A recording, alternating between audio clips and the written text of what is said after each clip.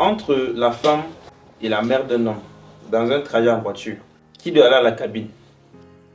Je rigole tout simplement parce que le débat ne devrait même pas être. Tout simplement parce que chacun a une place importante dans la vie de l'homme. Donc pour moi, j'estime qu'il n'y a pas de débat. Parce que la femme monte devant ou derrière, ça ne change rien. Pourquoi? Tout simplement parce que tu sois devant, que tu sois derrière, moi, à ma place, qu'est-ce que j'aurais fait? J'allais tout simplement demander à ma belle-mère, « Maman, tu veux t'asseoir où? » Pourquoi? C'est le moment où on partage avec elle. Elle n'est pas toujours là avec nous. Donc, si elle veut s'asseoir devant avec son fils, ça ne change rien à la situation.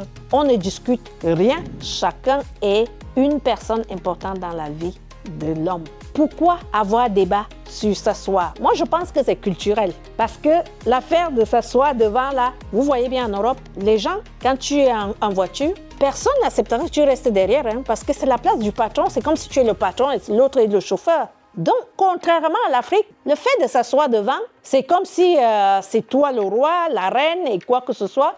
Mais non, il n'y a pas de débat là-dedans. Maman, tu veux t'asseoir où? Sauf le cas où les belles-mères sont en rivalité avec leur belle-fille. Dans ce cas, peut-être qu'il y aura polémique, mais moi, dans ce cas, je vais dire tout simplement à ma belle-mère, « Maman, vous voulez vous asseoir où? Tu veux t'asseoir devant avec ton fils? Vas-y. Tu veux t'asseoir derrière? » Ce qu'elle va me dire par respect déjà, que c'est l'aînée, et aussi par la place que je donne en tant que génitrice, parce que ça pouvait être ma mère. Je la considère comme ma mère selon la culture africaine. Donc, maman, tu t'assois où? L'homme n'a pas un rôle à jouer. Est-ce qu'il n'a pas quelque chose à dire, quelque chose à faire? Pour moi, au départ, l'homme n'a pas besoin. À moins que l'homme veut créer polémique aussi en disant, tu viens devant. Non, ça n'a même pas besoin.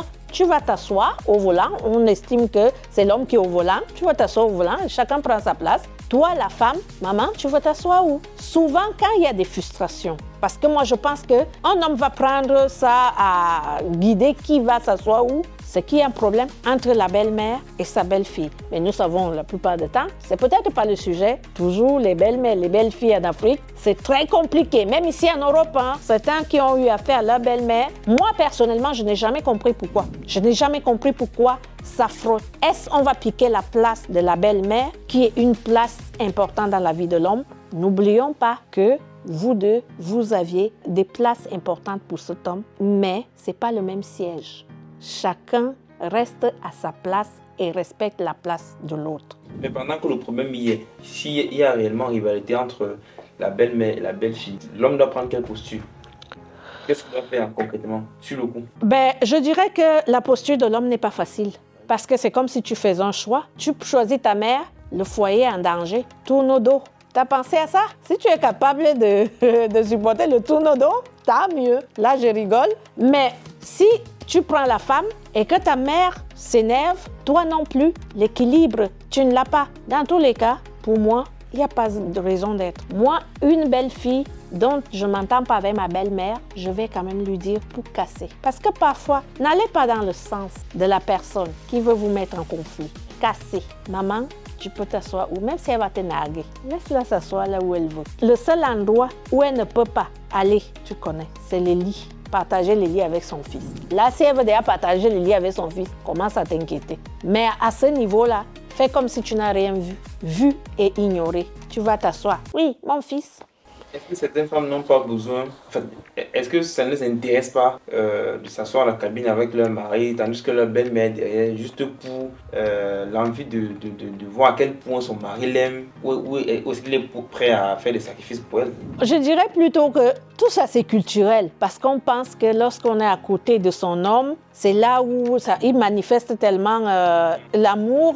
J'appartiens à mon homme a de la considération pour moi. Mais non, ce n'est pas dans une place de voiture. Il y a des vraies choses où tu as besoin de voir que ton homme t'aime. Ce n'est pas une place de voiture. Je dirais tout ça, c'est le facteur du sous-développement. Tout simplement, c'est les facteurs du sous-développement. On se limite dans des choses, des bassesses qui ne devraient même pas exister. Pourquoi faire débat dans ça? Ma belle-mère ne m'aime pas. Elle veut prendre la place de devant. Va t'asseoir devant. Je suis dans la voiture. Je suis derrière. On est ensemble. On s'en va là où on va. On revient. Gérez vos belles-mères avec stratégie. Là où elle veut créer conflit, pense à toi-même, à te protéger. On n'accorde pas d'énergie à une belle-mère qui veut toujours le conflit. Protège-toi et protège aussi ton homme. Parce que quelque part, tu protèges aussi l'homme-là de ne pas se trouver dans un dilemme où il aura à faire le choix. Et tu sais que tout le monde est important dans sa vie. C'est que la pièce maîtresse dans le sujet, alors, c'est la femme. C'est à elle que revient le rôle de gérer ça. Elle doit être au-dessus de ce que la belle-mère fait. Il faut savoir gérer les émotions, Gigi. C'est ce qui est dur à faire là qu'il faut faire. Parce que se retenir et dire, vas-y, fais ton petit show et ton jeu, je te laisse.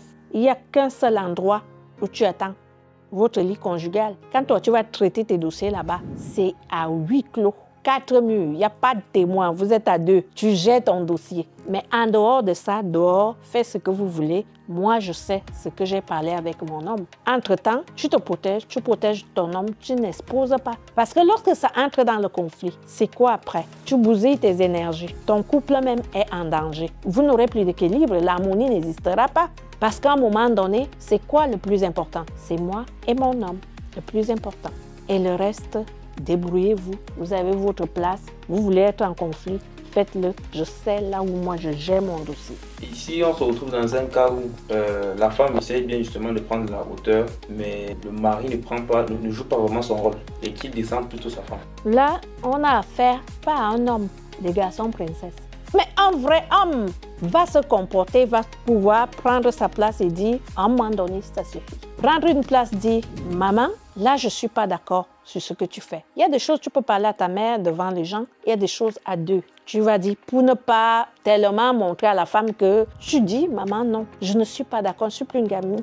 Tu ne vas pas partager ta vie avec moi. Comprends-le aussi que tu as des filles parfois et que est-ce que tu aimerais que ma sœur ou une de tes filles soit traitée comme ça par l'autre belle? Parce que la plupart du temps, quand vous voyez ces belles-mères-là, elles ne peuvent jamais accepter qu'une autre maman fait subir ça à sa fille, quelque part. Quand tu vas amener ta maman à le faire, si elle est une dame qui t'aime, qui a besoin que tu sois heureux, elle va se ressaisir. Elle va te faire dire, voilà ce qui m'énerve chez ma belle-fille parce que je n'aime pas. Toi, tu sais comment tu vas gérer ta femme après avec ta, tu dis, voilà, à ce niveau.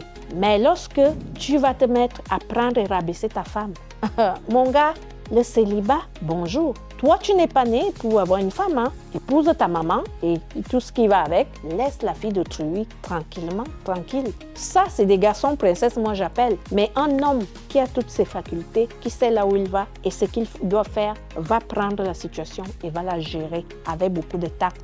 Parce que chacun connaît sa maman. On connaît tous nos mamans. On sait de quoi elles sont capables. On sait aussi de quoi elles ne sont pas capables.